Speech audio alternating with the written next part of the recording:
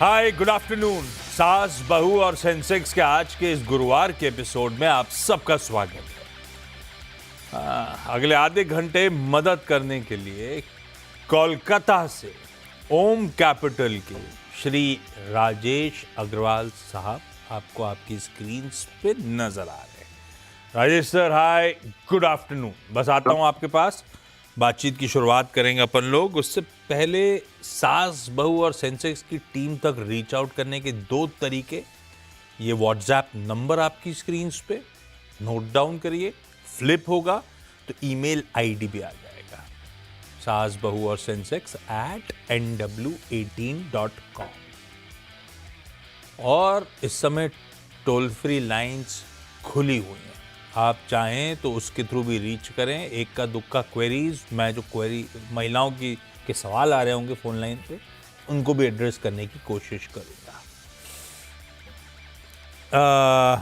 Doctor साहब वो photo image आए तो बताइएगा जरा से। एक राजेश सर बड़ी ऐसी इमेज रेडी कराई है आपके लिए, पर वो बात की बात है। पहले जरा मार्केट्स हैं स्क्रीन्स पे, ठीक है यार, 1/3% दबाव चलता है, कहाँ नहीं तो टेंशन था सुबह। बढ़िया है। हम शुरुआत तो हमने दिक्कत में करी थी, मेरे ख्याल से वो 1.25% का दबाव था, 1.4% का दबाव, तो 330 पॉइंट हम गैप डाउन एक बार दिखा चुके हैं शुरुआती ट्रेड में। बस वहीं से हालात सुधरे और एक समय तो 300 के ऊपर आ गए थे, 300 के ऊपर। कल भी 23,300 के ऊपर क्लोज था, आज भी 23,300 के ऊपर एक समय आए थे अपन। अभी भी खैर बुरे नहीं है, 1/3% दबाव के साथ ट्रेड कर रहे हैं, जबकि ग्लोब हमसे ज़्यादा पेन में है। तो यूएस के फ्यूचर्स तगड़ा प्रेशर दिखा रहे हैं आज शाम को जब यूएस के मार्केट्स खुलेंगे। खैर उनके लिए तो सरदर्द सबसे बड़ा है। ट्रम्प साहब ने जो कर दिया है, एग्रेसिव टैरिफ्स जो कल रात अनाउंस करी हैं, उससे सबसे बड़ा सरदर्द तो फिलहाल के लिए यूएस का बढ़ेगा, क्योंकि उन टैरिफ्स का मतलब यूएस में आने वाला सारा माल महंगा हो रहा है। 10% बेसलाइन टैरिफ्स दुनिया भर पे 180 प्लस देशों पे लगा दी उन्होंने, और 60 देशों पे तो और एग्रेसिव टैरिफ्स हैं इंक्लूडिंग हम पे। तो उनके पास जो माल जाना है वो महंगा आना है, तगड़ा महंगा होना है। तो यूएस पे इन्फ्लेशन का रिस्क और स्लोडाउन का खतरा। स्लोडाउन का खतरा तो वैसे ही लिंगर कर रहा था, स्टैगफ्लेशन टाइप सिचुएशन तो रीसेंट आंकड़े दिखा ही रहे थे, उनके जो हाई फ्रीक्वेंसी डेटा आता है। और ऊपर से इस डेवलपमेंट के बाद कहीं ना कहीं रिसेशन का स्कोप भी खुल रहा है, यूएस मंदी में स्लिप हो सकता है, ये लग रहा है। तो यूएस के फ्यूचर्स, डॉक्टर साहब ने दिखाया नहीं दिखाया पता नहीं आप लोगों को, मैं बता देता हूं। यूएस के फ्यूचर्स इस समय 2 से 3.5% दबाव में, यानी कि आज शाम को इस तरह के गैप डाउन के साथ शुरुआत होगी यूएस में। डाउ 1000 पॉइंट तक झटकेगा खुलते ही।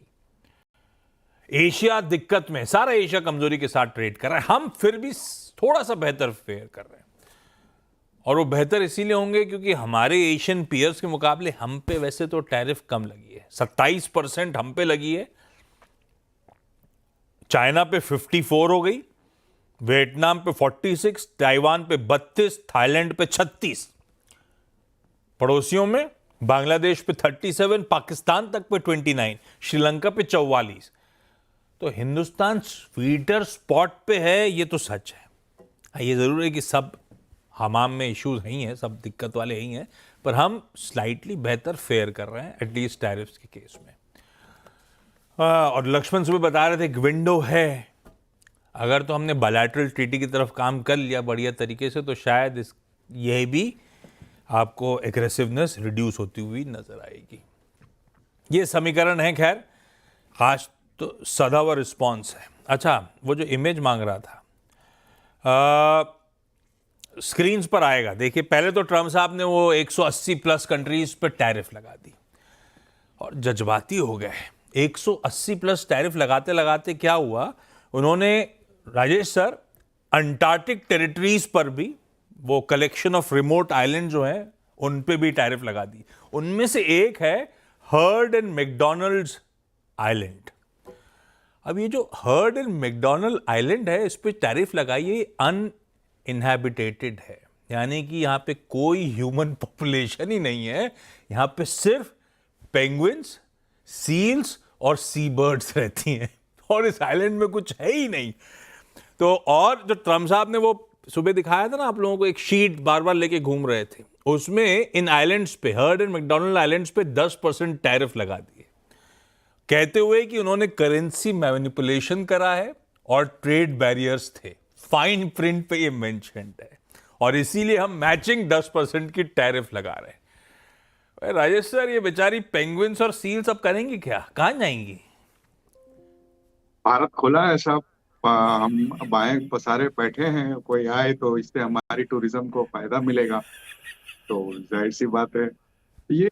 मेरे हिसाब से कुछ टिपोग्राफिकल एरर कह सकते हैं, या जैसे उन्होंने कहा कि सारी दुनिया पे लगा दो, तो कुछ भी नहीं छोड़ा, सब पे लगा दिया। या फिर उन्होंने सोचा होगा कि कल को हाँ, यहाँ कोई रहने आ गया और किसी तो ने उसकी मिट्टी तैयारी कर डाल लेते। दी, तो एडवांस में ही लगा डाला। ठीक है भाई, तो ये अब जो कुछ है ये पेंगुइन्स और सील्स को ही भरना है, जो टैरिफ लगना है। अच्छा चलिए, अब काम की बात, सबको जोड़ रहा हूं, सब स्क्रीन पे मिल जाएंगे आपको। सवाल जवाब के सिलसिले की शुरुआत कर ली जाए। आज थ्रिसूर, आज बेंगलुरु, आज मुंबई जाना है। जो जो जुड़ चुके हैं आपकी स्क्रीन पे, पहले मैंगलोर से भावना मैम आपको आपकी स्क्रीन पे नजर आ रही। भावना मैम, हाय, गुड आफ्टरनून भावना मैम। नमस्ते भावना सर। मैम, कब से स्टॉक मार्केट से जुड़े हो? सर मैं 10 साल से ज्यादा हो गया, लेकिन हाँ, मेरा इन्वेस्टमेंट ज्यादातर कोविड के टाइम पे ही है sir. So long term investor हूँ। और जब पिछली बार आई थी, मैं एक बात बताना भूल गई, सीएनबीसी आवाज की सराहना करना भूल गई सर। मैं हो, मैं बहुत बड़ी फैन हूँ सीएनबीसी आवाज की, आपकी और सभी एनालिस्ट की सर। सुबह 7 बजे से इवनिंग 3:30 तक सिर्फ यही एक चैनल चलता है हमारे घर पे। I love you. तो आपने सबसे ये इंपॉर्टेंट बात करी, बताना था सुबह मुझे। 7 बजे से। आधे लोग जगते भी नहीं। थैंक यू सुबह 7 बजे जुड़ने के लिए। Thank you for those kind words Bhavna ma'am. Covid time में खरीदा था तो मतलब माल तो अच्छा होगा सारा। कोविड में तो बहुत पिटाई हुई थी हाँ शेयर सर। बाजार की। हाँ सर, डेफिनेटली अच्छा है, लेकिन हाँ, मुझे ऐड करना है, वो पूछने के लिए मैं ये शो पे आज हूँ। ठीक है। कौन सा पहला स्टॉक, कौन सा मैम? Sir DCW, okay. एक 1100 शेयर्स है एट द रेट 47।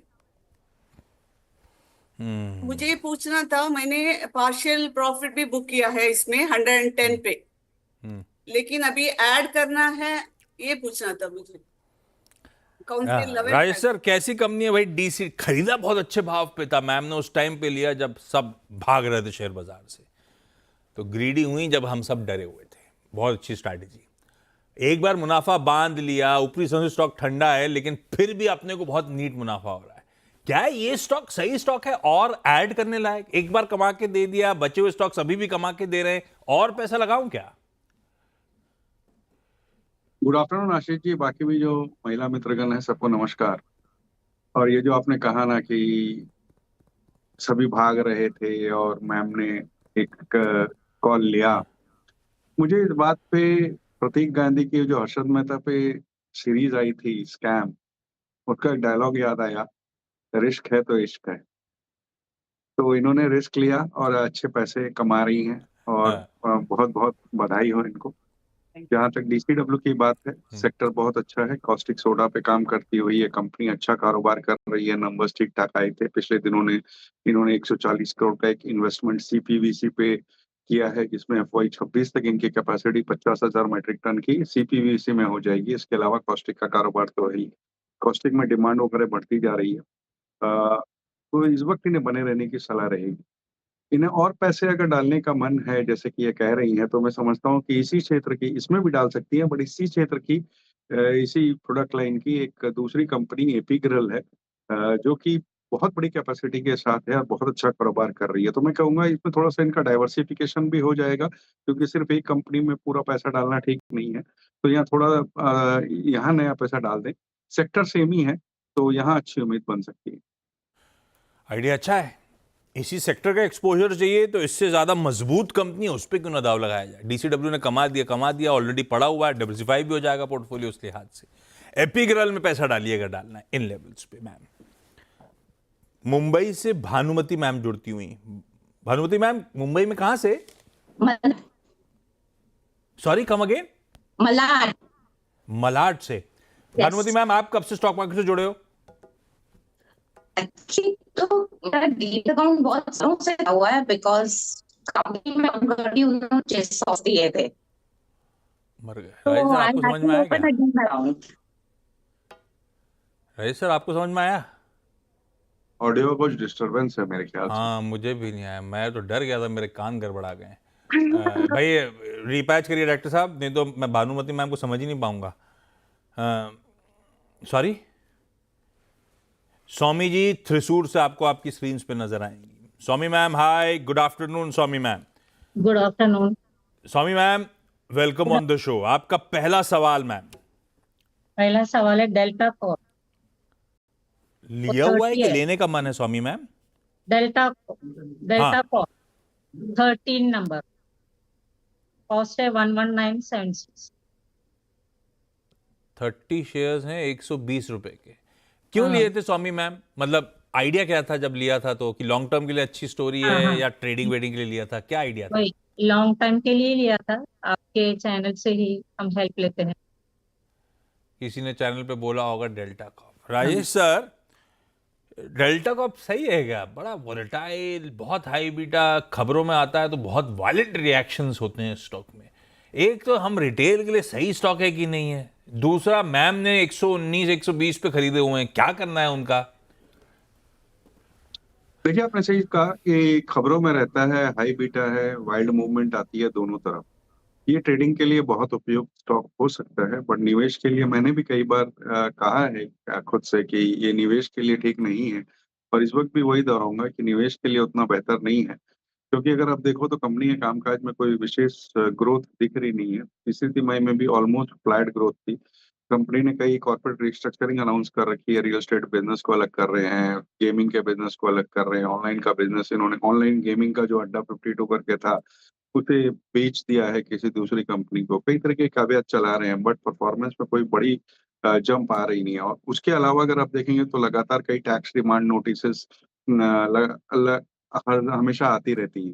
तो इस तरीके की दिक्कत भरी कंपनियों में मेरे हिसाब से तो जहां भी उछाल मिले निकलना बेहतर होगा। इस वक्त बाजार बहुत टूटा हुआ है पिछले कई महीनों से, तो मुझे लगता है कि बाजार थोड़ा स्टेबलाइज हो जाएगा और ऊपर में ये 95 रुपए तक जाता है तो वहां पर एक बार इन्हें लॉस बुक करके निकल जाना चाहिए। ओके,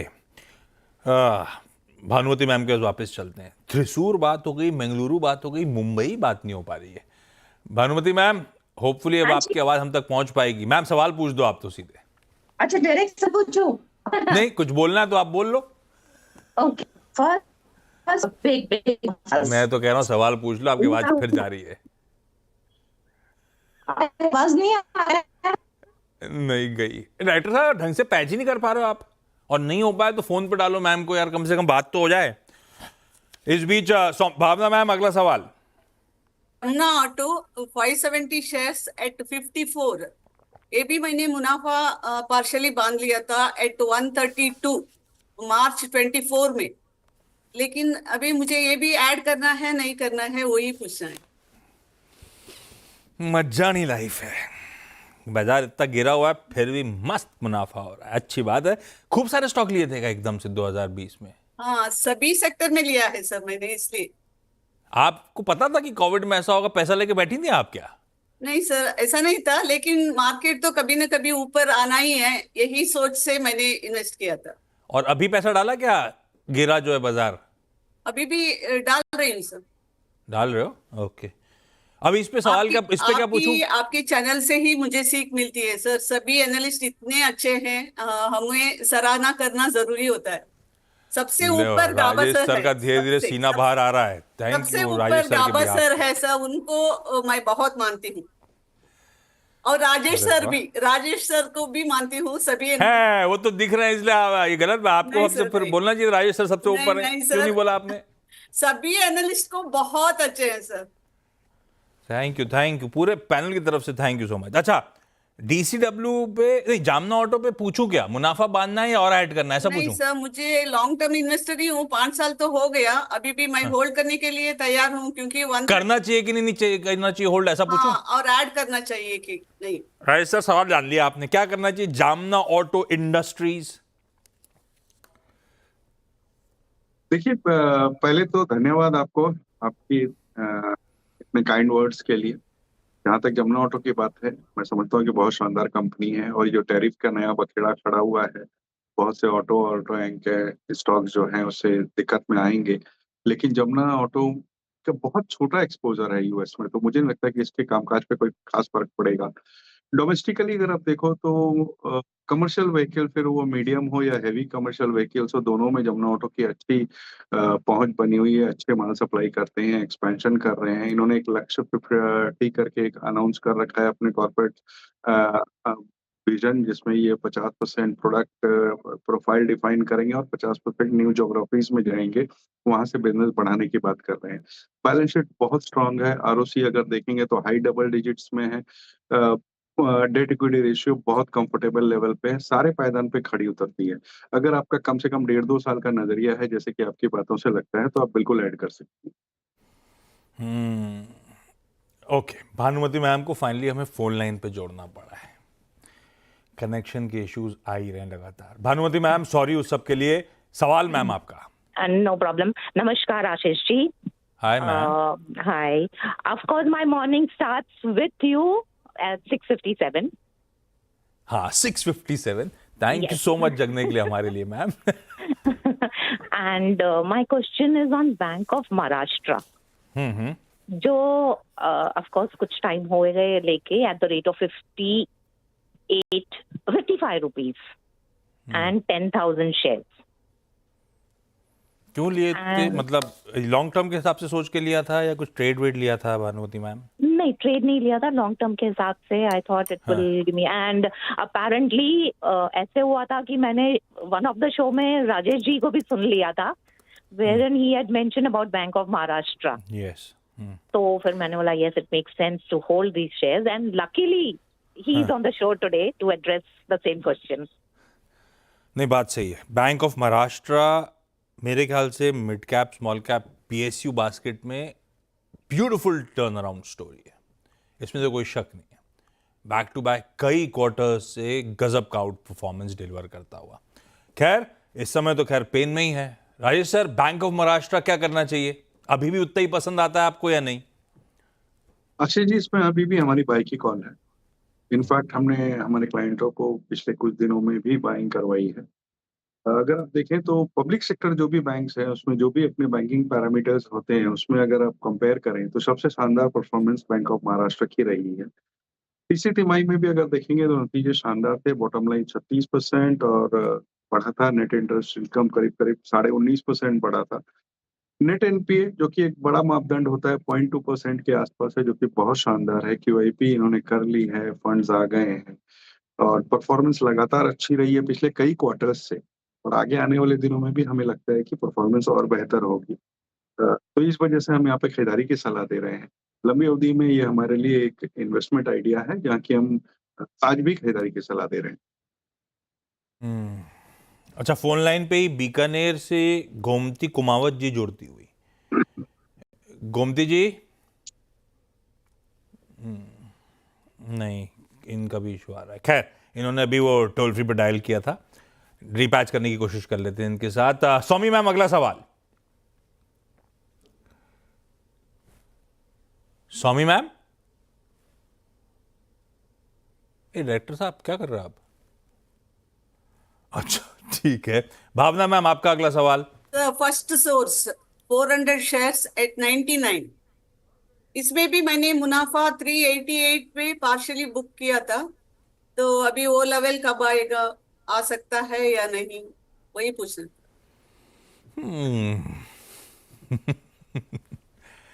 राजेश सर, 99 की एक्विजिशन प्राइस है भाई। अब इतने पैसे का आप करोगी क्या वैसे भावना मैम? नहीं सर, मुझे अभी वो लेवल देख चुकी हूँ मैं, अभी मैं वेट करने के लिए भी तैयार हूँ, तो आएगा नहीं आएगा वही समझ में नहीं आ रहा है। राजेश सर, क्या करना है वैसे फर्स्ट सोर्स में?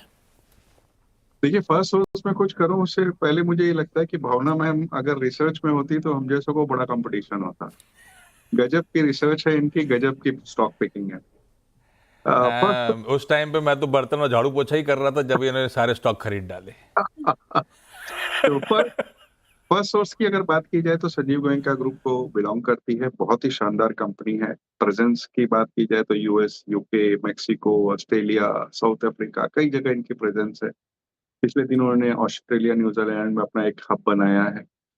फोकस पूरी पूरी कंपनी का कॉस्ट ऑप्टिमाइजेशन और एफिशिएंसी ड्राइविंग में है। तीसरी तिमाही के नतीजे शानदार आए थे, 32% रेवेन्यू में ग्रोथ, 25% बॉटम लाइन में ग्रोथ, और वो लगता है कि चौथी तिमाही में भी रिपीट होता आएगा। थोड़ी दिक्कतें यहाँ आ सकती है कि बीएफएसआई सेगमेंट जो है वो बहुत कुछ अब डिपेंड करता है financial services across the world पे, बट वो एक समय की दिक्कत हो सकती है एक आध क्वार्टर्स की, लेकिन लंबी अवधि में स्टॉक हमें बहुत अच्छा लगता है। यहाँ पे अब बनी रह सकती हैं, और अगर किसी बाजार के कारण से या किन्हीं कारणों से स्टॉक 300 तक आता है तो वहां पर आप और भी ऐड कर सकते हैं। ओके भानुमति मैम, अगला सवाल। Should I add on more? Because now it is at 46. I bought it at 55. And उसका टारगेट कितना होगा एंड कब तक I should hold? Bank of Maharashtra की बात कर रही हैं राजेश सर वो। जी बिल्कुल, आप ऐड कर सकती हैं। हमने अभी कहा कि हमारी इसमें बाइंग के कॉल है, और आप इसमें ऐड कर सकती हैं। बाजार के कारणों से देखिए वॉलेटिलिटी हो सकती है, थोड़ा यहाँ से नीचे डाउन साइड हो भी सकता है, वो तो कहना मुहाल होता है, बट फंडामेंटली बहुत स्ट्रांग बैंक है। आगे आने वाले दिनों में अच्छे रिटर्न देगा। साल 1.5 साल का अगर होल्डिंग पीरियड हो तो हमारा अनुमान है यहाँ से मौजूदा स्तर से कम 20% की बढ़त बिल्कुल हो सकती है। एक आखिरी सवाल क्विकली, सौमी मैम जुड़ चुकी हैं, वो बार बार रीपैच इश्यूज आ रहे हैं। सौमी मैम, अगला सवाल। मतलब महिंद्रा हॉलीडेज ओके, और लेना है ऐसा। ऑलरेडी 10 शेयर हैं 366 367 पे, और ऐड करने का मन। राजेश सर, ऐड करने वाला स्टॉक है क्या? देखिए, शानदार कंपनी है, नो डाउट, अच्छे ग्रुप को बिलोंग करती है, और सेक्टर सबसे अच्छा है। ट्रैवल एंड टूरिज्म आज की डेट में बहुत अच्छी तरीके से फैल रहा है, और इसे ट्रम्प टैरिफ से कोई फर्क विशेष पड़ता नहीं है। तीसरी तिमाही में अगर इनकी ऑक्यूपेंसी देखेंगे तो 85% के आसपास थी। टोटल इन्वेंट्री करीब करीब 4684 रूम्स है इनके 86 रिसोर्ट्स में, एक्सपेंशन भी कर रहे हैं। प्रवेक के साथ इन्होंने करार भी किया है, लेकिन इस सेक्टर में इससे बेहतर आज की डेट में मुझे आईटीसी होटल्स नजर आ रही है, जहाँ की आप नए पैसे डालना चाहती हैं तो वहां डाल सकती है। मैं दोबारा कहना चाहूंगा, महिंद्रा हॉलीडेज में ऐसी कोई खराबी नहीं है, आप चाहो तो ऐड कर सकती हो, बट बेहतर अपॉर्चुनिटी आईटीसी होटल में नजर आती है। नया पैसा फिर उसी में डालें जिसमें बेहतर अपॉर्चुनिटीज हैं। वो आईटीसी होटल्स, महिंद्रा हॉलीडेज तो ऑलरेडी आपके पास है, छोड़ दो उसको, इसमें दाव लगाइए, इसमें फ्रेश पैसा डालिए, ऐसा है। चलिए, इस नोट पर सौमी मैम, भावना मैम, भानुमति जी, आप सबका जुड़ने के लिए thank you so much. Bhanumati ma'am sorry, end तक आपके दर्शन फाइनली हो ही नहीं पाए। राजेश सर, आप बने रहो। आपने कहा था कि मैं निपटाऊंगा संडे को नहीं, लेकिन बाद में निपटाऊंगा। सलमान मूवी का नाम क्या था डायरेक्टर साहब? जो भी है, अगर नहीं देखी है तो एसबीएस स्टॉक पिक के शॉट लौटूंगा। Either ways interesting discussion, break के उस पार। एक माइनक्राफ्ट मूवी रिलीज हो रही है, अपन लोग कनेक्ट नहीं कर पाएंगे, लेकिन यंग जेन के लिए वो जैसे इंटरेस्टिंग है। खैर, एक टेस्ट ओटीटी पर रिलीज हो रही है, उसको छोड़िए यार, अपन सिकंदर की तरफ बढ़े। राजेश सर, निपटाई क्या? जी, निपटानी तो थी, भाई की पिक्चर है तो देखनी तो थी। निपटानी तो थी मतलब देखी कि नहीं देखी? मैंने देख ली सर। आपने उसका भी कुछ नहीं कहा, इसका मतलब अफसोस टाइप लग रहा है। जी बिल्कुल, अगर कहा जाए तो अफसोस होता है ईद पे भाईजान की इतनी उबाऊ पिक्चर देख करके, और खास करके पूरे फिल्म इंडस्ट्री को लेकर के एक दुख होता है।